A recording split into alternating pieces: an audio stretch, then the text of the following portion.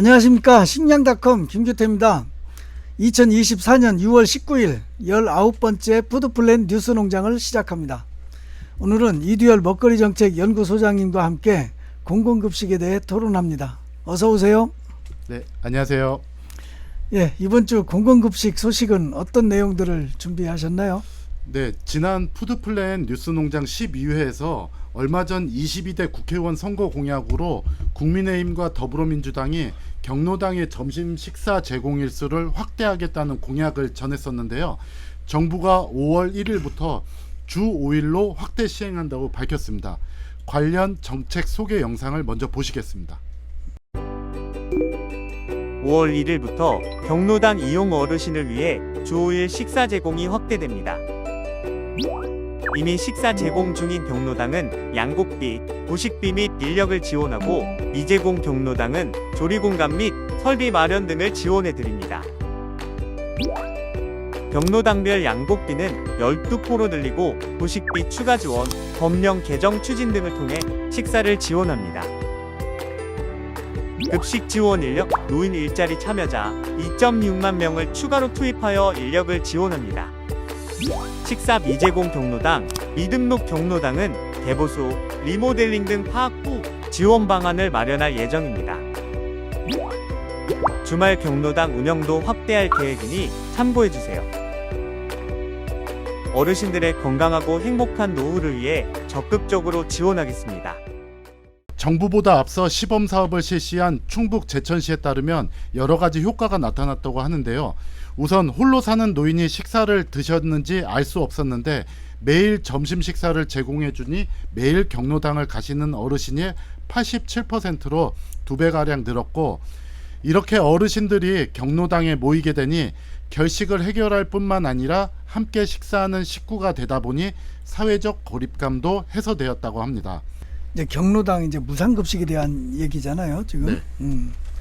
그러니까 경로당 무상급식이 이제 지금까지는 이제 그 일주일에 이제 3.4일 정도 진행이 됐는데 5월 1일부터 주 5일 이제 경로당 이제 급식이 진행되고 있다는 아까 이제 그 영상을 봤고, 그러면은 그 경로당을 더 찾는 사람들이 이제 그 늘어났어요. 네, 2배가량 늘어났다고 합니다. 앞서 이제 시범 사업을 실시한 제천시가 조사를 했거든요. 아마 그 제천시뿐만이 아니라 다른 데도 이제 마찬가지겠죠. 네. 이렇게.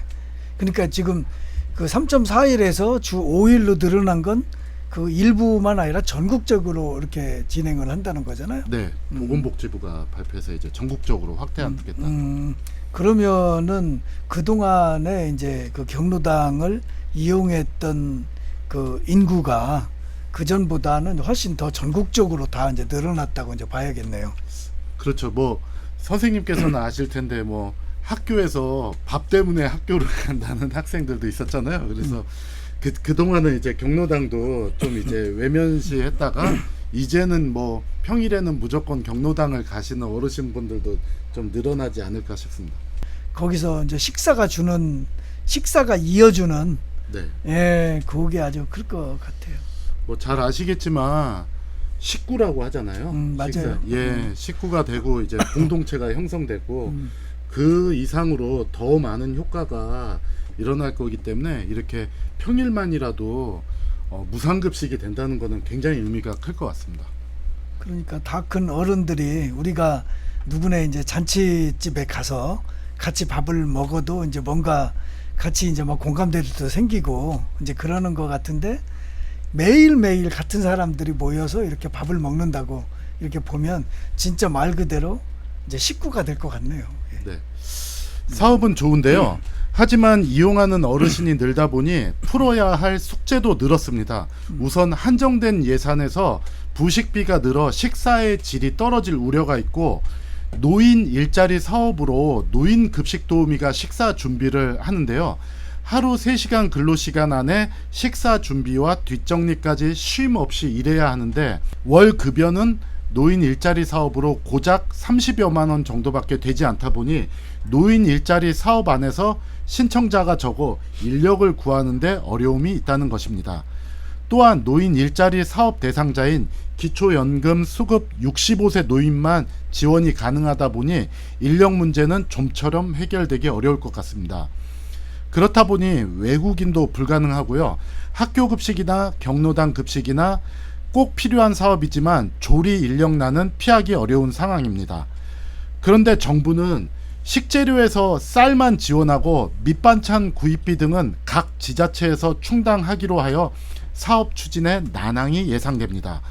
현재 20kg 연간 8포에서 4포 추가하여 12포로 지원하지만 밑반찬 구입 등 부식비에 대한 추가 지원 계획은 없는 것이 문제가 될 것 같습니다. 근데 아까 그 영상에서는 부식비하고 인건비도 지원한다고 이렇게 나오던데. 그거는 이제 국가가 발표를 해서 저도 영상을 좀 의아해했는데 국비는 이제 쌀만 지원하고요. 이제 부식비는 이제 도비, 시비 이제 지자체비로 지원한다고 보도자료에 나와 있습니다. 그러니까 이걸 무상급식이라고 할 수가 있나요? 무상 쌀 지원 아닌가요? 쌀만 지원하면 남아도는 쌀 지원 아니에요 혹시? 네, 무상 쌀 지원이 맞는 것 같고요. 이게 한 끼 식사에서 쌀값은 진짜 쌀의 그 쌀이 차지하는 비중은 높으나 쌀값이 워낙 낮아서 제가 얼핏 계산을 해보니까 한 300원 정도 한 끼에, 그러니까 한 10분의 1 정도밖에는 그 3,000원을 지원한다 그러면 3,000원이 들어간다 그러면 300원 정도면 쌀값이 다 충당이 되거든요. 나머지 2,700원을 지자체가 해결하라고 하는 거는 되게 눈 가리고 아웅 같은 정책이라고 생각됩니다. 선생님께 또 질문이 있는데요. 선생님은 이제 노인 일자리 사업으로 이제 배식 도우미로 오시는 그 노인분들을 많이 접해 보셨잖아요. 네.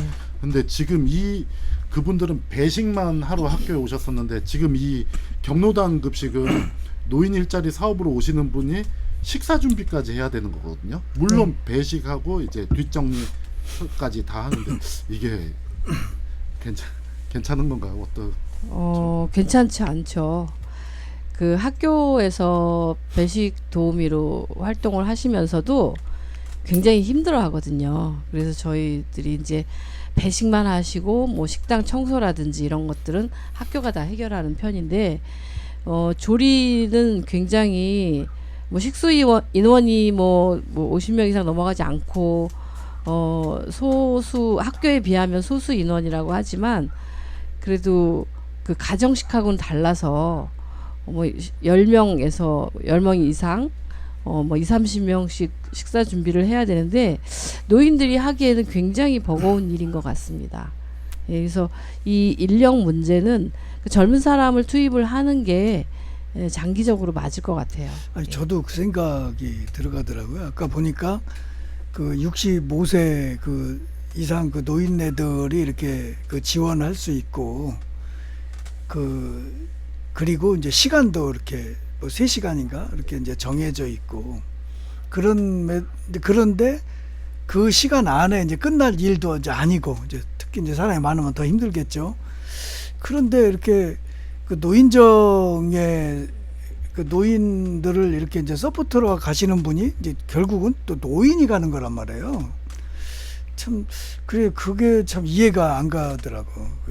젊은 사람들이 가서 이제 그래야 또 같이 밥 준비도 하고 뭐 이런 것들도 같이 보면서 그 오히려 그 경로당에 계신 분들도 이제 더 또 에너지도 좀 생기고. 경로당 급식 사업을 이렇게 보고 이제 정부가 경로당의 급식비를 지원하는 이유가 노인 영양을 이제 해결하려고 하는 거잖아요. 근데 이게 이제 센터에서 아마도 식단을 구성을 한 것을 그 각 경로당에서 이렇게 그걸 참고로 해가지고 음식을 준비하고 그러는 것 같아요. 근데 영양사 없이 조리하는 분이 그냥 알아서 시장 봐서, 그러니까 예산 범위 내에서 시장 보고 제공을 하는 거기 때문에 저는 사실 노인 영양 고민을 하고 이제 말씀을 드리려고 왔는데 이 영양 문제 이전에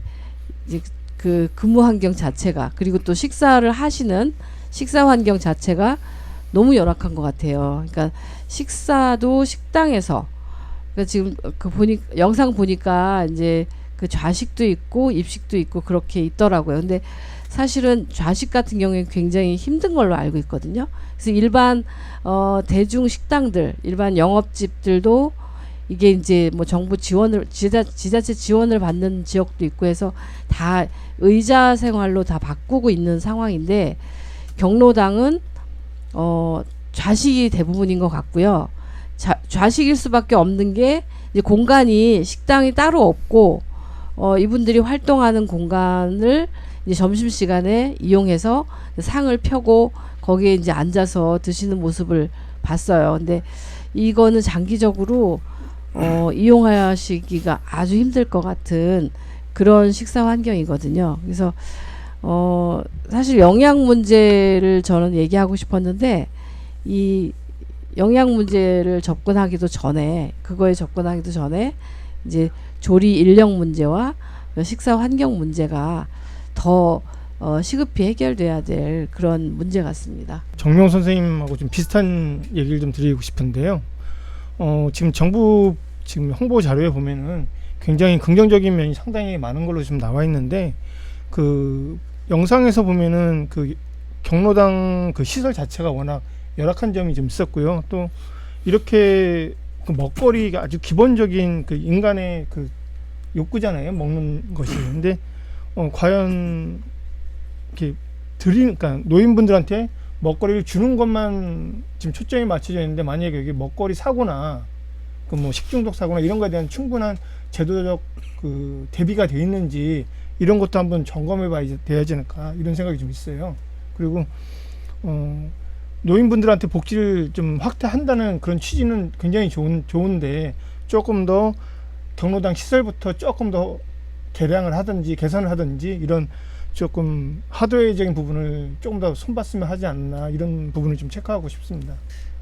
그 막상 우리가 그 경로당 급식을 주제로 이야기를 이렇게 하다 보니까, 정명우 선생님 아까 말씀하신 것처럼 오늘은 그 경로당 그 영양 관리에 대해서 좀 이렇게 말씀을 좀 하시러 왔는데, 그것도 참 이렇게 한가한 이야기처럼 워낙 그 환경이 이제 열악해서 참 그 정부에서는 막 이제 그게 획기적인 이제 그런 계획이라고 막 홍보 영상까지 만들어서 얘기를 했는데, 보니까 그 이제 65세 노인이 와서 그 이제 식사 준비를 하고, 좀 참 이런 부분도 그렇고, 그리고 일거리도 이렇게 많고, 그리고 그 이제 경로당의 이제 그런 이제 환경 자체가, 식사 환경 자체가 따로 식사 공간이 이제 학교처럼 급식실이 따로 있는 것도 아니고, 그러다 보니까 이제 나이 많으신 분들은 앉아서 이제 좌식하는 것도 이제 힘들다고 선생님 말씀하셨는데, 아니 그래서 경로당 급식에 대해서 이야기를 하다 보니까, 이 부분은 학교 급식 이상으로 앞으로 참 이렇게 많은 과제가 이렇게 생기겠구나 하는 그런 직감이 좀 들었어요. 경로당에서 무조건 이제 밥을 한 끼 해결한다, 이것을 넘어서서 사실 노인 영양 그러면 이제 전문적으로 노인들의 어떤 그 신체적 생리적 특성 같은 게 있잖아요. 이제 그런 것도 다 이제 분석해 가면서 그 노인에게 적절한 음식을 제공하는 게 중요할 것 같고요. 그다음에 조금 이제 좀 빨리 앞서서 꿈을 꿔보자면, 그래서 이제 노인 전문 그 영양을 관리해 줄 수 있는, 돌봄을 해줄 수 있는 그 영양 전문가와 조리 전문가들이 경로당마다 계시고, 그다음에 또 조리 인력도 충분히 있고, 그 사실은 식사 환경이 굉장히 중요하거든요. 입맛이 노인이 되면 이제 저하가 돼요. 그죠?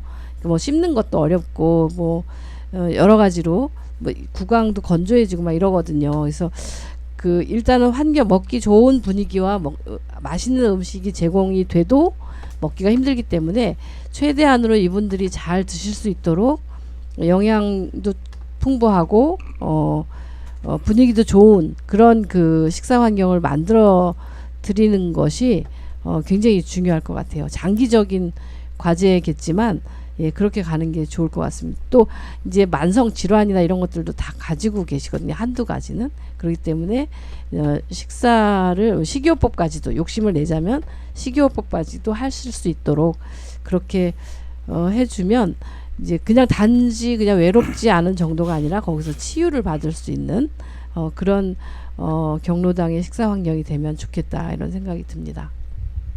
그럼 경로당의 그 점심 식사의 그 식단은 누가 짜는 거예요? 그건 뭐 있나요? 기본 식단이? 아니 얼핏 지금 봐서는요 식단을 특별히 짜는 것 같지는 않고요. 그 사회복지관리지원센터 있잖아요. 거기가 이제 중앙센터가 돼서 그 표준 식단을 그냥 내려 보내면 그것을 참고를 할 것 같아요. 근데 이제 예산이 지자체별로 다 다르기도 하고 경로당별로도 다 다르고 하기 때문에 그냥 이제 늘 드시던 거 지금 여기 이제 그 우리 화면에서도 얼핏 봤지만 그냥 뭐 콩나물 무침 또 뭐 배추 겉절이 이런 아주 물론 전통적으로 많이 먹었던 그런 음식이 좋은 음식이기는 한데 너무 그런 것들로만 반복되지 않을까 그런 우려가 좀 있습니다. 그 부분에 대해서 제가 보충 설명을 드리자면요. 김포시에 같은 경우는 이제 지난 연말에 사회복지급식관리지원센터를 운영을 민간 위탁에 대한 동의안을 심사를 했고요. 원안 가결돼서 올해 7월 1일부터 이제 어린이 급식관리지원센터를 운영하는 기관에다가 이제 수탁자로 선정을 해서 이제 수의 계약을 했기 때문에 사회복지시설 급식관리지원센터가 생기면은 그쪽에서 이제 노인이나 장애인 등의 이제 각종 사회복지 시설에 체계적인 위생과 영양 관리를 지원할 것으로 예상됩니다. 그러니까 아직 이제 한 발자국 뛴 것 같습니다. 아니 아까 이제 그 경로당 이제 그 급식 얘기 이제 듣다 보니까 이제 어린이 급식지원센터가 생각이 나더라고. 그러니까 다 영양사들을 다 이제 거기 배치할 수도 없는 그런 이제 상황이고 이제 그래서 이제 어린이집에 이제 그런 이제 급식 관리를 이제 어린이 급식관리 지원센터에서 이렇게 하듯이 그렇게 잘 체계가 좀 잡혀졌으면 좋겠네요. 여기서 더 길게 얘기하면은 또 고민이 늘었을 텐데요. 저희 김포 관내 경로당이 375개입니다. 이야. 이 영양사 몇 명 있어야 될까요? 아니 375개면 어쨌든 마을마다 있다고 봐야 될 거 아니에요, 그죠? 경로당이. 더 신고 한 대가 신고 한 대가 이제 그 중에는 이제 아예 조리를 할 수 없는 시설에 경로당도 있고요.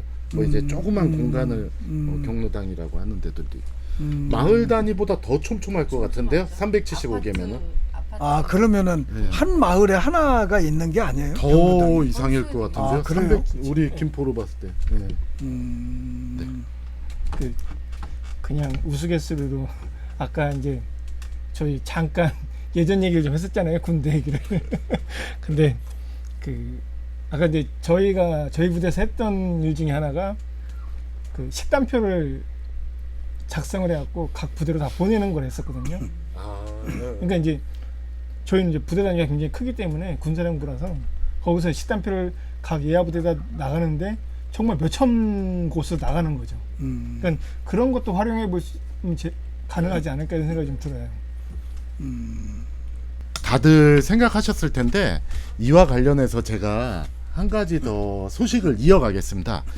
경기도 용인시가 관내 850개 경로당에 공급하는 쌀을 정부 양곡미 그러니까 나란미라고 하는데 에서 지역 생산 나란미였는데 이것을 지역에서 생산된 배곡쌀로 교체합니다.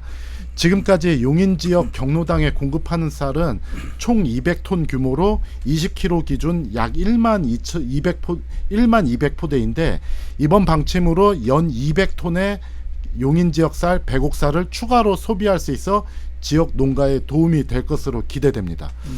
제가 이 소식을 이어서 하는 이유는 저희가 지금 이제 푸드플랜 뉴스 농장이잖아요. 경로당의 이제 끼니 해결에 대해서 뭐 이제 안전하고 우수한 영양에 대해서는 얘기했지만 이게 과연 이제 지역에서 푸드 플랜으로 이어질 수 있느냐가 또 다른 이제 숙제가 될 것 같습니다. 그래서 인근 이제 용인시가 지역산 쌀로 교체한 것을 했다는 것을 소식을 이어서 말씀드렸습니다. 그러니까 그러면은 지금까지 경로당에 지원되는 이 급식 재료들이 이제 쌀은 이제 정부미였고, 이제 그리고 이제 그것이 그 지역에서 가능한 지역들은 이제 용인시 같은 경우는 이제 경기도에서 이제 처음으로 이런 그거를 한다는 거잖아요.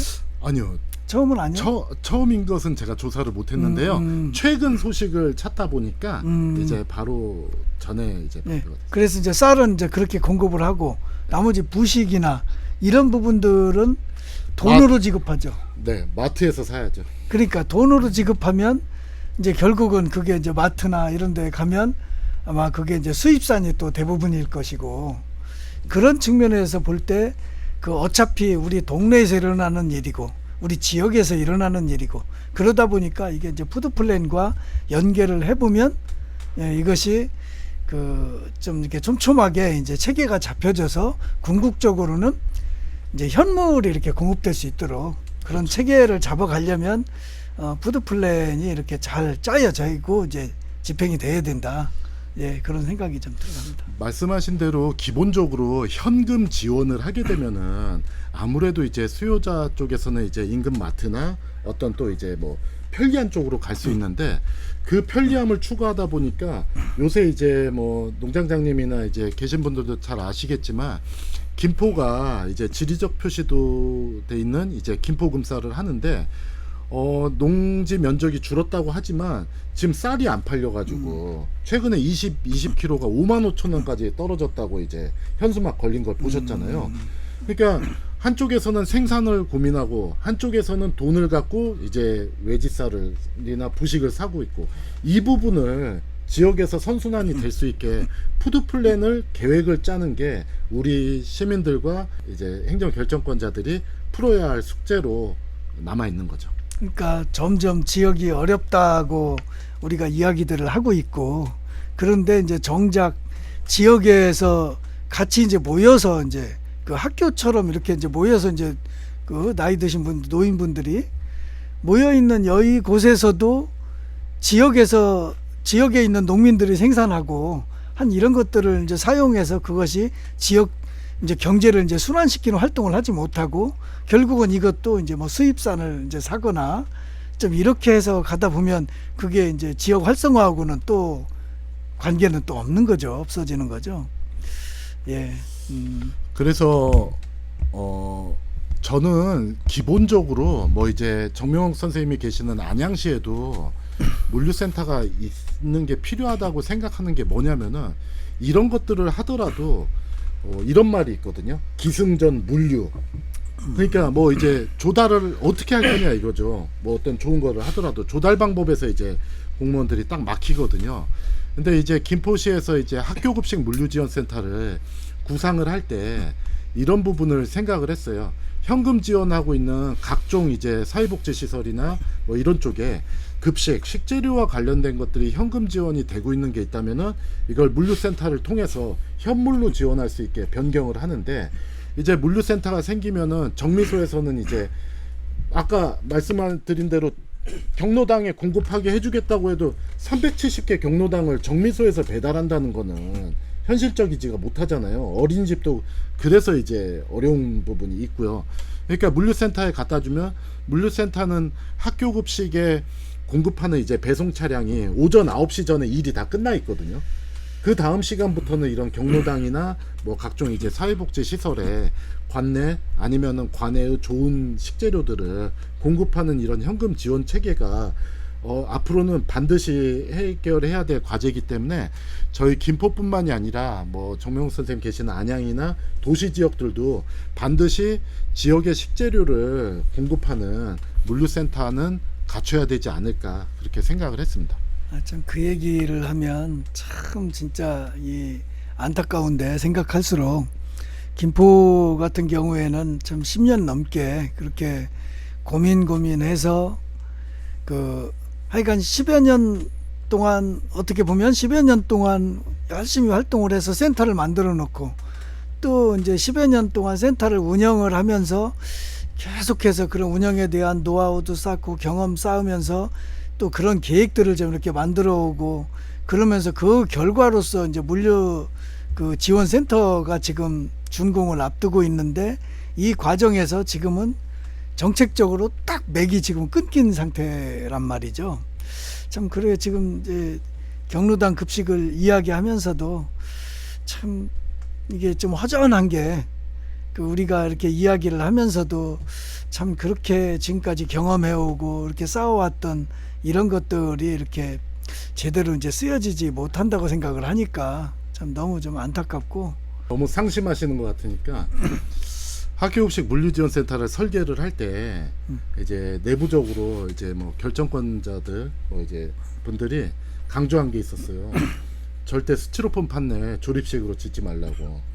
그러니까 그러다 보니까 좀 예산은 추가됐지만 철근 콘크리트로 지었거든요. 아 철거 못하게. 예,